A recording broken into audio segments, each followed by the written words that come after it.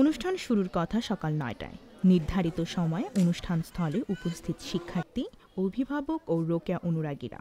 জেলার বিভিন্ন প্রান্ত থেকে তাড়াহুড়ো করে শিক্ষার্থীরা আসলেও আসেননি অনুষ্ঠানের প্রধান অতিথি। ফুল হাতে অপেক্ষায় কোমলমতি শিক্ষার্থীরা। দীর্ঘ প্রতীক্ষা শেষে দুপুর 1:30 আসেন তারা। আমরা সকাল 9টা থেকে দাঁড়িয়ে হয়ে আসছি এই জায়গায়। বলছে তো একজন আসবে, ওনার ফুল দেওয়ার পর আমরা ফুল দিয়ে চলে যাব। নির্ধারিত সময়ে 3.5 ঘন্টার পরে একে একে বেগম রোকেয়ার স্মৃতিস্তম্ভে পুষ্পস্তবক অর্পণ করেন অতিথিরা। এই মহীয়সী নারীর স্মৃতিতে আয়োজিত অনুষ্ঠানে এমন উদাসীনতায় উপস্থিত শিক্ষার্থী ও রোকেয়া অনুরাগীরা বিরক্তি প্রকাশ করেছেন। ফুল দেওয়ার জন্য সকাল 9টা থেকে আমরা অপেক্ষা করছি। আমরা এখানে উদ্বোধন হবে প্রধান অতিথির মাধ্যমে, তারপর আমরা হয়তো সবাই এক এক করে দিবে, তখন আমরা অবশ্যই সম্মানটা প্রদর্শন করব। কিন্তু এখনো তো প্রধান অতিথি আসেনি, এই জন্যই আমরা অপেক্ষা করছি। কিন্তু আজকে যেটা হলো, এটা আপনার ধরেন জাতীয়ভাবে রোকেয়া দিবস উদযাপন হচ্ছে 1994 সাল থেকে।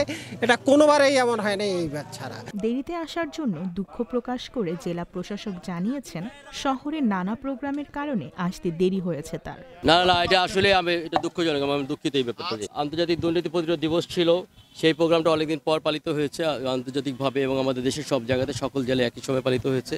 সেই দিবস পালন করে আমরা এখানে এসেছি।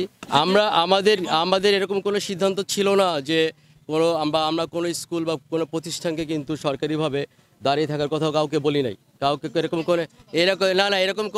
এরকম কোনো নির্দেশনা প্রদান করা হয় নাই যে সরকারি কোনো বাচ্চারা দাঁড়িয়ে থাকবে, কোনো স্কুলের বাচ্চা দাঁড়িয়ে থাকবে, কোনো কলেজের বাচ্চা দাঁড়িয়ে থাকবে, এরকম কোনো ধরনের কোনো নির্দেশনা, কোনো চিঠিপত্র, রেজুলেশন কোনো জায়গায় এটা বলা নাই। এই জায়গাটা উন্মুক্ত। এই যে ফুল দেওয়ার যে বিষয়টা, এটা উন্মুক্ত। এটা এরকম আসলে আমি বলি এই বিষয়টা, যে এই বিষয়টা বেগম রোকেয়ার এই বাসাটা সকলের জন্য মুক্ত, সর্বসাধারণের জন্য মুক্ত। এই ফুল দেওয়ার এই দিনটিও সর্বসাধারণের জন্য মুক্ত। এখানে কোনো নির্দিষ্ট কোনো সময় নাই, যে কেউ সবার জন্য মুক্ত। সবাই যে কোনো যে কোনো সময় এটা ফুল দিতে পারবে।